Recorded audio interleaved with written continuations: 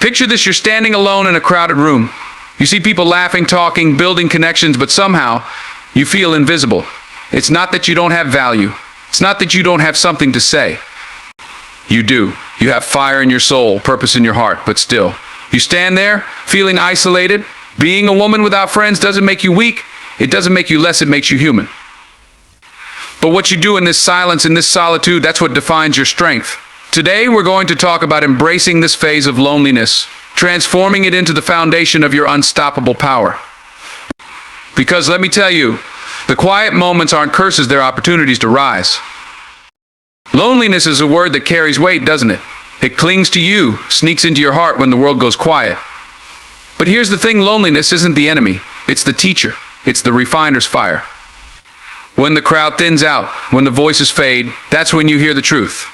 That's when you meet yourself. And that's where the transformation begins. See, too often we treat solitude as something to run from. But what if I told you it's something to run toward? What if the loneliness you feel isn't here to punish you, but to prepare you? What if it's carving out space for something greater, something bigger, something unimaginable? There's a kind of beauty in solitude that most people are too busy to notice. When you're alone, the distractions disappear, the noise dies down, and what's left? Just you. And for some, that's the scariest part, because facing yourself, truly looking in the mirror and seeing who you are, is hard. It's raw. It's unfiltered. There are no masks, no facades, no applause to cover up the doubts or the pain. But it's in that rawness, in that vulnerability, that you discover your strength. It's where you uncover the parts of you that have been buried under the expectations of others. Now, let me be clear, solitude doesn't mean weakness. Solitude doesn't mean something's wrong with you. In fact, it's the opposite. Solitude is where some of the most powerful transformations take place. Think about it, diamonds are formed under pressure, in the darkness, away from the world, and when they emerge, they shine brighter than anything else. That's you. Right now, you're in that refining process. The people who walked away, the friends who didn't stay, they weren't your foundation. They were just passing through. And their absence doesn't mean you're less, it means you're being prepared for more. When you're in the quiet, you start to hear things you couldn't hear before. Dreams you've forgotten about come back to life. Strengths you didn't know you had start to emerge. The solitude strips away the noise so you can finally listen to the voice that matters most, your own. And let me tell you, that voice, it's been waiting to speak. It's been waiting for you to slow down, to stop chasing after validation, to stop filling every silence with distractions, and just listen. This world will tell you that your worth is tied to how many people are in your corner. It'll tell you that being liked, being popular, being surrounded by people is the ultimate goal. But let me ask you this, what's the point of having a crowd if you're not even in tune with yourself? What's the point of being liked if you don't even like who you've become? Solitude gives you the chance to answer those questions. It gives you the time and the space to build a relationship with yourself so solid, so unshakable, that it doesn't matter who's in your corner or isn't. You know your worth. You know your value. Think about all the greats, people who've changed the world, people who've left legacies. Do you think they were surrounded by applause every step of the way? No, they walked through deserts. They faced rejection, isolation, loneliness. But they didn't let it break them. They let it shape them. They let it build them. And that's what you're doing. Right now, in this season, you're being built. The truth is, not everyone is meant to walk with you through every season. Some people are meant to teach you lessons and then leave. And that's okay. Their departure doesn't diminish your journey. If anything, it enhances it. Because when people leave, when the crowd fades, you're left with the one person who's been with you through it all, you. And when you learn to love that person, to trust that person, to believe in that person, there's nothing you can't face. Solitude is a gift, even if it doesn't feel like it. It's a chance to recalibrate, to refocus, to redefine who you are and what you stand for. It's not a punishment, it's preparation. It's making room for something greater. It's giving you the strength, the clarity, and the resilience you'll need for what's ahead. And when you come out of this season, you won't just survive, you'll thrive. You'll be stronger, wiser, and more grounded than ever before. Because solitude doesn't break you, it builds you. And what's being built in this season? It's unstoppable. Relationships. Let's talk about them. The kind you build, the kind you nurture, and yes, even the kind you walk away from. See, not every relationship is meant to last forever. And that's a hard pill to swallow, isn't it? Because we're human. We crave connection, we want belonging, and we hold on tight to people, even when letting go is what's best for us. But here's the truth: every relationship in your life is teaching you something. Some teach you about love, others about resilience, and some, well, they teach you how to protect your peace, how to stand up for yourself, and how to let go when the time comes. Toxic relationships. They come disguised sometimes, don't they? They start with charm, with promises, with shared dreams. But over time, the cracks start to show. The manipulation, the control, the constant walking on eggshells that seeps in like a poison, slowly eroding your sense of self. And the hardest part? Sometimes you don't even see it happening. You convince yourself it's normal, it's just how things are. But deep down, you know when something isn't right. You know when someone is taking more from you than they're giving. You know when you're shrinking yourself to fit into a relationship that was never meant to hold you. You've got to recognize the signs. Listen to that little voice inside you that whispers when something feels off. That voice isn't there to scare you, it's there to protect you. It's your intuition, your inner compass. And the more you ignore it, the louder it'll get, until one day, it's screaming at you to wake up, to pay attention, to act. And acting. That's the hard part. Because walking away from someone who's been a part of your life, someone you've invested in, someone you care about, it's not easy. But let me tell you this: your peace, your joy, your sense of self is worth far more than any toxic relationship. Here's the thing: people show you who they are. Over time, their actions, their patterns, they reveal everything. Pay attention. Don't just listen to what people say, watch what they do. Do their actions align with their words? Are they building you up, or are they tearing you down? Are they celebrating your wins, or are they threatened by them? Are they a source of support, or are they draining you, using you, making you question your worth? These are hard questions, but they're necessary. Because the people you allow into your life, they shape you, they influence you, and if you're not careful, they can destroy you.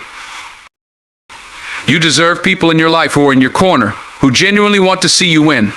People who challenge you to be better but never make you feel like you're not enough. People who hold you accountable, but never in a way that tears you down. People who show up for you not just when it's convenient for them, but when you need them most. And if you're surrounded by people who don't fit that description, it's time to reassess. Because life is too short to spend it with people who dim your light. Now, I'm not saying you should give up on people at the first sign of trouble. Relationships take work, friendships, partnerships, all of them. They take communication, patience, understanding. But there's a difference between putting in the work and losing yourself in the process. There's a difference between compromising and sacrificing your values, your boundaries, your mental health. You've got to know where to draw the line. You've got to know when to say, enough is enough. And when that moment comes, when you realize a relationship is no longer serving you, it's time to act. It's time to let go, to walk away, to choose yourself. And it's not easy. It's painful. It's messy. You'll grieve the loss, even if it's the right decision. But let me tell you something: you will heal. You will grow. And on the other side of that pain, there's freedom. There's peace. There's the kind of clarity you can't find when you're stuck in a toxic cycle. Walking away doesn't mean you failed. It doesn't mean you're giving up. It means you're brave enough to choose better for yourself. It means you respect yourself enough to demand more from the people in your life. And that kind of self-respect, it's contagious. The moment you start setting boundaries, the moment you start saying no to what doesn't serve you, the right people will start showing up. The people who see your worth, who match your energy, who bring value to your life. You've got one life to live, one chance to build the relationships that matter, the ones that lift you higher, the ones that feel like home. So don't waste it on people who don't see your value, who don't treat you with the respect you deserve. Let them go. Wish them well. And then focus on you. Because the more you invest in yourself, the more you love yourself, the more you'll attract the kind of relationships that are worthy of who you are. Sometimes, the biggest battles you fight aren't the ones with the world, they're the ones inside your own mind. It's the quiet moments, when no one else is around, that you wrestle with your thoughts, your doubts, your fears. You wonder if you're enough, if you're doing the right thing, if you're on the right path. But let me tell you something: in those moments, you have a choice. You can either let those thoughts break you, or you can use them to build yourself up. You can let fear paralyze you, or you can let it push you to grow, to rise, to fight for the life you deserve. The mind is a powerful thing. It's where your dreams are born, but it's also where they can die if you're not careful. Negative thoughts are like weeds. They creep in slowly, almost unnoticed, and before you know it, they've taken over. They tell you you're not smart enough, not strong enough, not worthy enough. They tell you to give up before you even try. But here's the truth: those thoughts, those doubts, they're liars. They only have power if you let them. You have to be stronger than your fears, louder than your doubts, braver than your insecurities. How do you do that? You feed your mind the right things. You guard what you allow and what you watch, what you listen to, who you surround yourself with. Because everything you consume, everything you expose yourself to, it either builds you up or tears you down. It either pushes you toward your purpose or pulls you away from it. You've got to be intentional. If you want a strong mind, you've got to train it like you train a muscle. You've got to feed it with positivity, with inspiration, with truth. You've got to surround yourself with people who lift you higher, who see your potential, who challenge you to grow. But it's not just about feeding your mind, it's about taking control of it. When those negative thoughts come, and they will come, you have to be ready. You have to recognize them for what they are and replace them with something stronger. You have to tell yourself, I am enough, I am capable, I am worthy, and you don't just say it once, you say it over and over until you believe it. Because belief is powerful. It's the foundation of everything you do. If you believe you can, you will. If you believe you're worth it, you'll fight for it.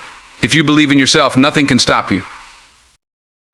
But belief alone isn't enough. You've got to back it up with action. You've got to do the work, day in and day out. You've got to push through the resistance, the discomfort, the fear. Because growth doesn't happen in your comfort zone. It happens when you step out into the unknown, when you take risks, when you face your fears head on. It's in the struggle that you find your strength. It's in the failures that you learn the lessons that will take you to the next level. So don't run from the hard times, embrace them. See them as opportunities to grow, to evolve, to become the person you're meant to be. And when you fall, and you will fall, don't stay down. Get back up, dust yourself off, keep going. Because resilience isn't about never falling, it's about getting back up every single time. It's about refusing to give up no matter how hard it gets. It's about finding a way when there seems to be no way. That's what separates those who succeed from those who don't. It's not talent, it's not luck, it's grit. It's the determination to keep moving forward no matter what. Your mind is your greatest weapon, but it can also be your greatest enemy if you're not careful. So take control of it. Be intentional about what you feed it. Protect it from negativity, from doubt, from fear.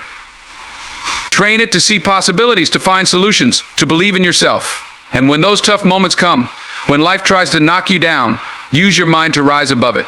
Use your thoughts to empower you, to motivate you, to drive you forward. Because at the end of the day, it all starts in your mind. If you can win the battle there, you can win it anywhere. Life isn't always going to give you the answers you want when you want them.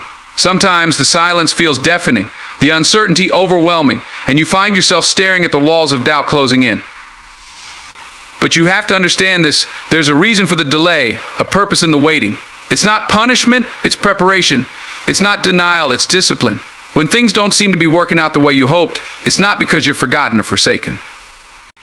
It's because you're being molded, sharpened, and strengthened for what's ahead. Think about this for a moment. Every great breakthrough in life comes after a period of intense struggle, doubt, or waiting. The caterpillar doesn't become a butterfly without first going through the isolation of the cocoon. The seed doesn't grow into a towering tree without being buried in darkness, pressed down by the weight of the soil above it. And in the same way, you won't step into the fullness of your potential without enduring some moments of difficulty, confusion, and growth. It's the process that refines you, that strips away the unnecessary, that equips you with what you need to rise to the next level. But here's the thing, it's not just about waiting, it's about how you wait. It's about your attitude, your mindset, your willingness to learn and adapt. Are you sitting there complaining, feeling sorry for yourself, blaming the world for your problems? Or are you taking this time to reflect, to grow, to prepare yourself for what's next? Because the way you handle the waiting season determines how ready you'll be for the season of opportunity. If you waste this time, if you let bitterness and frustration take over, you'll miss the lesson. You'll miss the growth. You'll miss the chance to become the person you're meant to be. You've got to trust the process. That's the first step, faith. Faith that things are working out for your good even when it doesn't look like it. Faith that the struggle is shaping you, strengthening you, teaching you. Faith that there's a bigger picture, a greater plan, and that your role in it is significant. And faith isn't passive, it's active. It's about showing up every day, doing the work, staying committed, even when it's hard, even when it doesn't make sense. Faith is about taking one step forward, then another, even when the path ahead is unclear. And while you're waiting, you've got to prepare. You've got to use this time wisely. Learn everything you can. Build your skills, expand your knowledge, strengthen your mind and body. Because when the opportunity comes, and it will come, you need to be ready. You can't step into greatness unprepared. You can't rise to the occasion if you've been wasting your time. So ask yourself, what can I do today to become better? What steps can I take, no matter how small, to move closer to my goals? And then do them consistently with discipline and determination. You also need to guard your heart and mind during this time. Don't let negativity creep in and take over. Don't let the doubts of others, or even your own fears, cloud your vision. You've got to keep your eyes fixed on the prize, on the dream, on the purpose that's driving you. Surround yourself with people who uplift you, who believe in you, who remind you of your potential when you forget it. And if you don't have those people, be that person for yourself. Speak life into your own situation. Remind yourself of how far you've come, of the challenges you've already overcome, of the strength and resilience you carry within you. And finally, don't be afraid to let go of what's holding you back. Sometimes the delay in your life isn't because you're not ready. It's because you're still holding on to things that aren't meant for you. Old habits, toxic relationships, limiting beliefs, whatever it is, let it go. You can't step into your future while clinging to your past. You can't rise higher while carrying unnecessary weight. So take this time to evaluate your life, to release what no longer serves you, to make room for the new blessings and opportunities coming your way. This season of waiting, of preparation, of struggle, it's not the end of your story. It's the middle. It's the chapter where you grow, where you learn, where you discover just how strong and capable you are. So embrace it. Lean into it. Let it shape you, refine you, transform you, because when the time comes, when the door opens, when the opportunity arrives, you'll be ready. Ready to step into your purpose. Ready to claim your victory. Ready to become everything you were created to be.